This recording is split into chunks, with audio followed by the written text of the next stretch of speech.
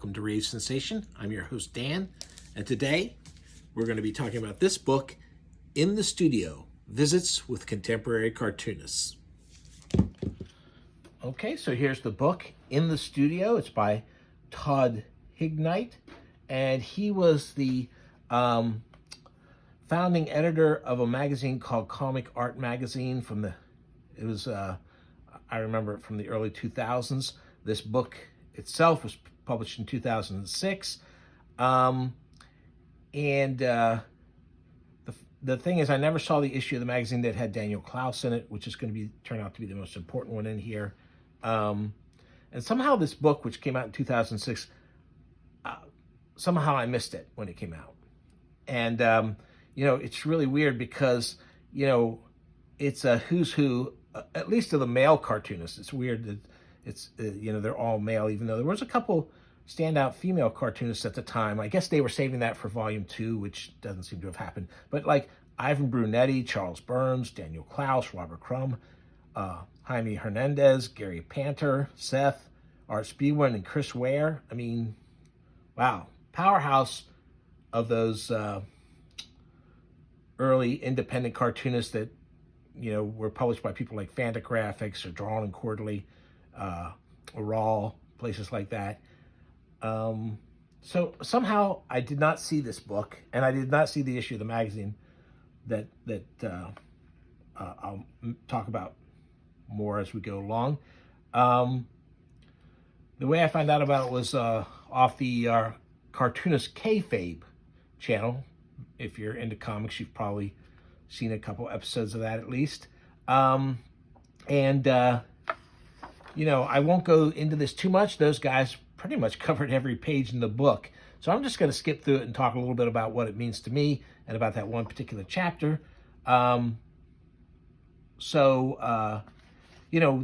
basic conceit of the book is, you're going to visit these cartoonists. They'll talk a little bit about how they create, but the biggest part of this book is about who influenced them.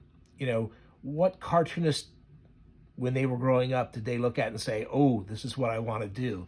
And it's fascinating because, a few of these guys are older than I am, but most of them are about the same age as I am. And it's really cool to see them talk about some of the same things that were very important to me when I was a kid. Here it starts off with Crumb. And, I first really noticed Crumb when I saw an ad in National Lampoon. I was a Mad magazine reader.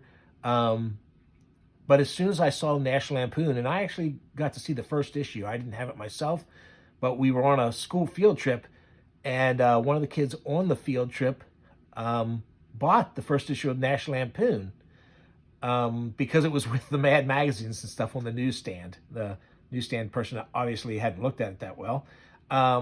So he picked it up, and I saw cartoon parodies and things like that, and so I was really interested in it. And he had mainly bought it because he saw he could get away with buying it, and it had some bare boobs in it.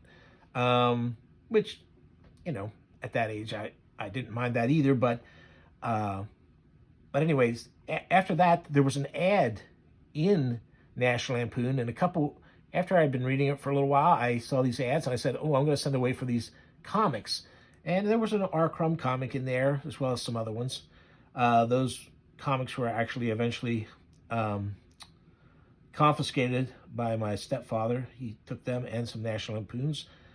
I doubt that he threw them out. It wasn't so much that he didn't think they were something to read, but that I shouldn't be reading them because I was too young. So here's Crumb. It covers some of the things he was doing at the time, and then it goes into some of these things that he was reading as a youngster and were important to him. And so, like I said, I'm not going to go through the whole thing because you can always just watch the Cartoonist Kayfabe, and they go through the book pretty thoroughly. I do find it that a lot of the guys here mention the Donald Duck comics. I guess I kind of missed the best of the Duck ones. I might have been a little too old, but that probably isn't the only reason. I just didn't find those interesting. Even going back, trying to read those great stories that everyone says are some of the best cartoons of all time. Um, you know, they don't interest me that much. Um, I was the first comics I was interested in were monster comics and the Fantastic Four and Spider-Man.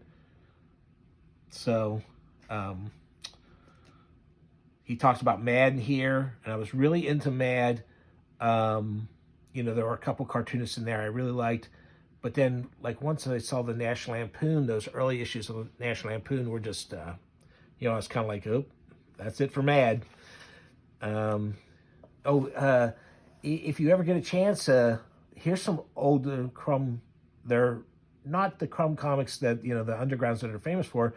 These are later things, and some of these are really terrific. I see them, I used to see them all the time at really good prices out in the wild, out and about. They're easy to look for.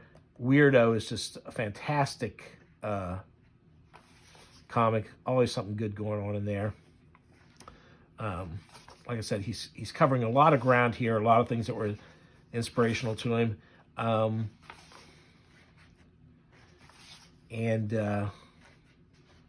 He talks about one of his contemporaries, S. Clay Wilson, and what Wilson did, and how he was inspirational. This is a Rory Hayes comic, and Rory was also a contemporary of Crumb's that died young. But it's, he had a very childish kind of drawing style, which when you read what the comics are about, they're pretty horrifying. But these are Crumb's daughter. When she was a little kid, she was making comics that were very similar to the ones that Robert had been doing with his brother Charles when they were kids. If you ever get a chance, watch the Crumb documentary. And wow. Oh, and God. Eileen Kaminsky Crumb passed away a couple years ago. Her comics are just terrific. The ones she did with Bob are so good. That's definitely something to look for. They did a trade paperback that collected the work they had done together. Really great. Here's some old blues ads that were inspirational. Okay, I said I wasn't going to do that much of this, so I won't. Art Spiegelman, of course. Mouse is one of those things that, comics that has transcended the graphic novel. It's schools assign it for reading all the time. It's about his father's stories about having been in the concentration camps. Spiegelman himself did some pretty funny parody things early on, deconstructing comics and the way they were. And he talks here about the early strips and illustrators that influenced him. He talks about some of those, like here's Fletcher Hanks, and he's going to be mentioned a couple times, and Booty Rogers. These are people that I don't know if he knew about them, but they were brought to him while he was putting together the magazine Raw. And both these things are things I discovered through Raw magazine. And then later, these two early cartoonists had their stuff republished in various collections. And the Fletcher Hanks and the Booty Rogers are both terrific collections of early, really personally weird comics. The Hanks is from the 40s. And Booty's from, this says 49 for these. I think he worked up into the 50s. Definitely stuff to look for. There's more Booty Rogers. All right. Taking too long, I know. Let's go here. It's like, say, here's some of the illustration work that was influential. Gary Panter, another guy. He's kind of gone on, he's kind of been accepted into the fine art world, but, his stuff is just so interesting, so just incredible. He draws things that just should not work, and he makes them work. It's kind of magical. I really love this stuff. Here's some of his early punk rock inspired stuff. Yeah. And here's some of the things he talks about being influenced by. Famous monsters of filmland. Hey, I go with you there. Rock posters. Some early comic stuff. That's his version of Kirby. And even though a lot of these guys in this book, they seem so far afield from the Marvel and DC, the big superhero comics publishers at the time, and a lot of people say like these were the great alternative to superhero comics. These guys, actually, a lot of them were influenced. Okay, still taking too long.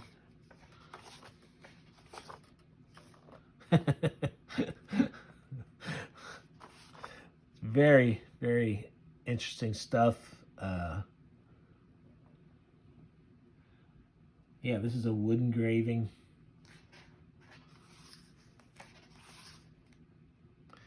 Charles Burns.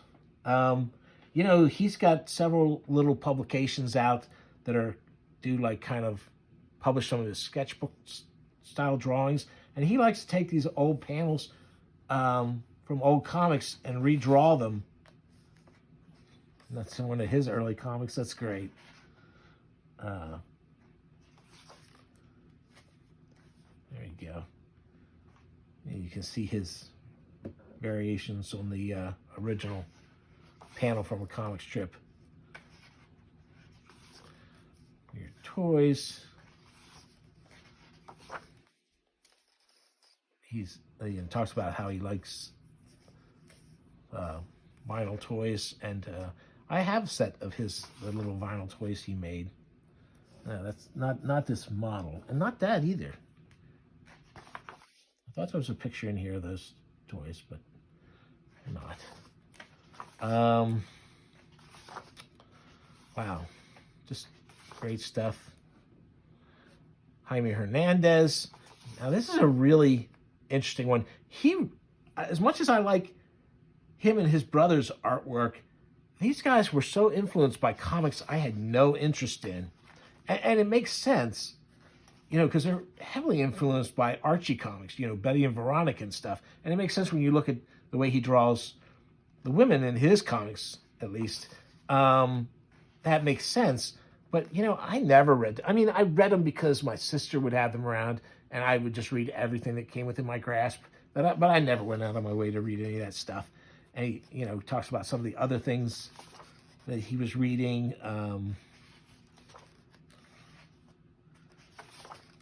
Where's the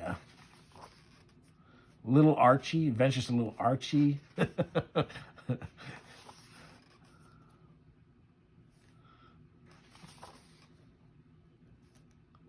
I'm not saying that's not good cartooning. I can see why you would be influenced by it. But the subject matter was just not what I was into. I'm looking for, so here it is. One of the very first YouTube video I did, which was only at this point 2 weeks ago, he talks here, this is a comic that I never went near as a kid because it didn't look like Archie or Marvel. But my brothers swore that this was the craziest, spookiest comic they ever read. I didn't see it till I was in my late teens, which proves its power because I could see it then. The werewolf wasp is John Stanley writing at his wackiest. He knew what to give you and what not to give you. I gotta say, this is one of the most influential comics to me as a kid, and I still love reading it. It's still the benchmark for me for a horror comic. Not that it's the scariest. It was the scariest to me when I was a kid. It doesn't scare me anymore, but even the more modern stuff doesn't scare me. So, but, oh God, this is a great comic. It was so great to see this in this book. I wish I had seen this book back in 2006 when it came out. More Kirby love. I've got to start getting through this faster. Oh, now here's the part that really got to me. Now, Daniel Klaus is someone, I did not see his, I guess the first stuff he did was for Crazy, the Mad Imitation magazine. But I was on to Lloyd Llewellyn right away. Probably I saw it in an ad for coming soon from Fantagraphics. Fantagraphics were already publishing some other stuff I was really into. And he talks about Mad, same as, I think just, again, the love of Mad runs through this book like crazy. Here it's showing some of his stuff. After Lloyd Llewellyn, he did 8 Ball, out of which so much great stuff came. He talks about buying paperbacks just for the cover and even the spine designs. And, I'm the same way. I don't do that anymore. I don't have room or money for it. But, a good design, man. This iconic cover that he took off for Lloyd Llewellyn. This is a Warren magazine, the guys who did Famous Monsters and all that stuff. But here's the part that really blew my mind. Now, back in the mid-'80s, I was really incredibly attracted to John Jacobs' comics.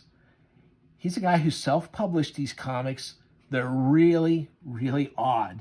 The thing about them is they've got a religious undertone, and they feature some incredibly wacky designs for characters, some really weird superheroes.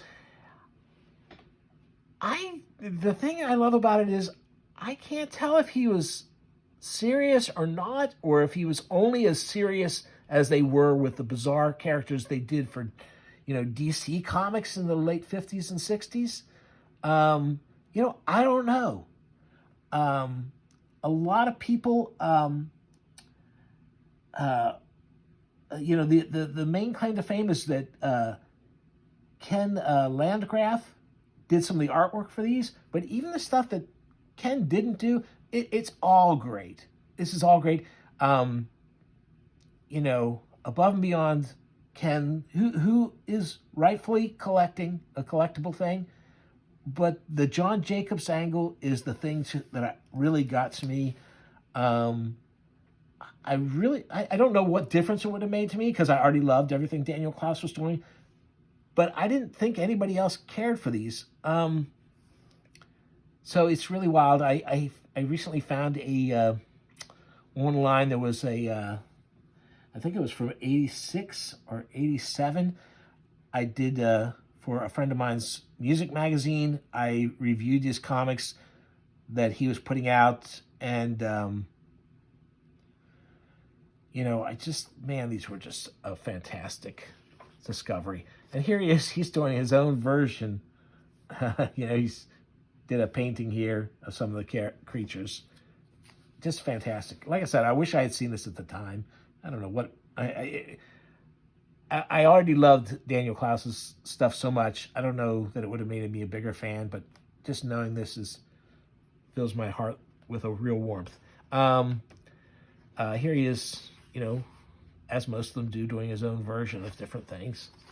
And then he talks some more about, the different things that inspired him, including fine art, if that's fine art, indeed. Okay. So, then he talks about a few contemporaries he thinks are great.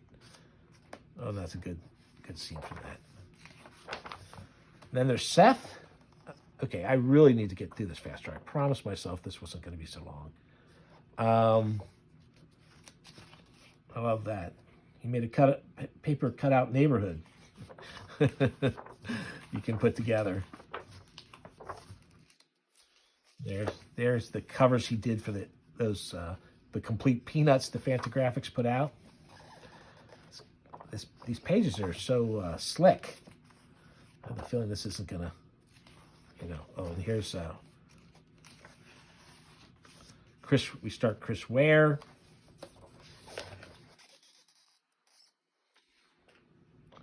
It's very interesting. There's little bits in here from his notebooks, and quite frankly, the notebooks make me want to see that. Let's see that, and he's. Oh, this Henry Derger, I guess is how you say his name, and his bizarre stuff.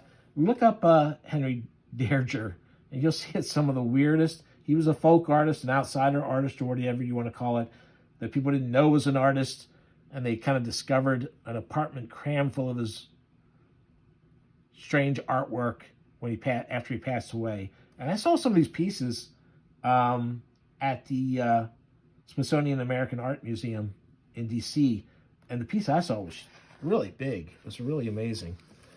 More stuff there. Oh, and this is Ivan Brunetti. If you've never checked out Ivan Brunetti, you definitely should. It's a very funny cartoonist. I don't know that I'm going to have to look. You know, now I'm thinking about it, I don't know when the last time I saw something new from him is. He was teaching, and he wrote a little book about, you know, for his class. Really good stuff. And, you know, he's, you know, was heavily influenced by napkin jokes. Just terrific stuff. Anyway, I really mainly wanted to talk about the Daniel Klaus and that stuff. Charles Adams picture there. That's all for now. Thanks very much for watching.